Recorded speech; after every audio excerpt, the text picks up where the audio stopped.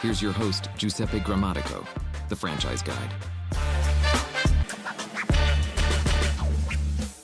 So that alone leaves a bad taste in your mouth. Followed by number 4, focusing on quality and always going over and beyond your customer. So if you own a business, they have options. Odds are whatever product or service you're offering, there's going to be competitors out in the market. So what do you do? And again, a lot of these are bleeding together, but what do you do when it comes to quality as far as follow-up? And that follow-up, I always tell everyone, is that mistakes or issues are inevitable. It's part of business. Things will happen. It's how you go about fixing that. And when I had my last companies, we would go back and say, we know that mistakes and issues are inevitable and they're going to come up. What we will do is, in the event something were to come up, number one, we try to prevent it by doing a daily inspection. But in the event something does fall through the cracks, this is your main point of contact, and this is how we will go about fixing that issue.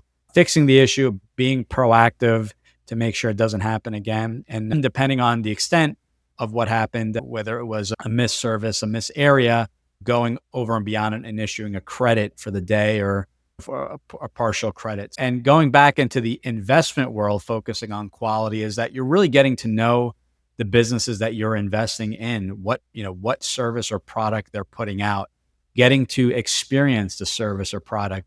If you don't believe in the service or product, that may not be the right investment for you, same as it may not be the right business for you. These are things that come up over and over again. And the overarching theme behind all this too is that you need to also be able to understand your market. And I should actually say, I take that back. You should really be able to understand your business, what business you are in. A lot of franchise companies, again, they may be in the painting space, but what they really excel is they're a marketing and sales engine. That's the true business. They excel at marketing, sales. They're a lead generation engine that they can really apply to just about any home service type of business. A business, and not investing in a business or starting a business you don't truly understand, and taking your time before launching or investing in a current business or investing in that specific stock, that publicly traded company. Really understanding the business is going to be key. Knowing everything about it, experiencing it. If you're going to invest in a certain business, you want to experience a service and product, as I mentioned earlier, before diving in and investing in that business. And you don't have to be invested in anything. In the stock market, there's mutual funds, there's bonds, there's commodities, there's crypto. There's so many different options. Don't feel like you have to be able to invest in all those areas. I personally do not invest in crypto. I have nothing against crypto. I don't understand, and I'm not comfortable with that type of currency. So I don't invest in it. Can you make money? Absolutely. Can you lose money? Absolutely. But the whole premise there is investing in things that you're comfortable with, have experience with. And that's not to say I don't get up to speed and maybe invest down the road. But currently, I feel like between my business, my investments in real estate and the stock market, that's comfortable for me.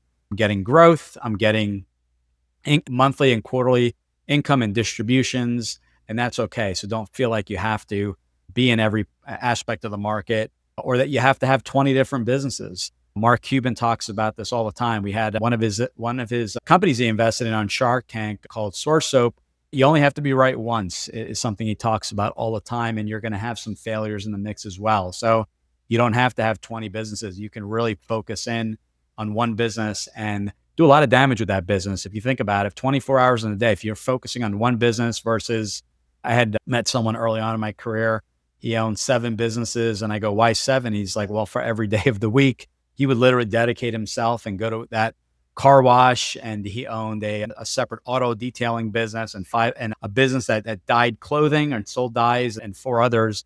And he would actually spend that day in and off a small little office, talk to everyone, and dedicate a day a week for each business, which I thought was cool. Did they all equally make him money? They all made him money. He did say there was 1 or 2 that made a majority of his income, but I found that interesting. So there's no right or wrong here, I guess is the point I'm trying to make, is that you don't want to spread yourself thin, especially when you're launching your first business. Really get to know the business, the platforms to be on, and focus on quality. You want to give that product or service everything you have. You don't want to go in halfway and have a lot of mistakes and forget the follow-up and things like that.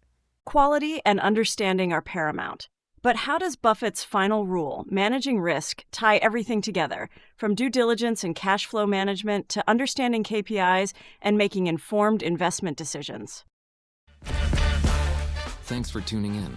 If you want to learn how to make the transition from corporate to owning your franchise, join Giuseppe on the next episode. You can also follow on all social media platforms and achieve financial and time freedom today.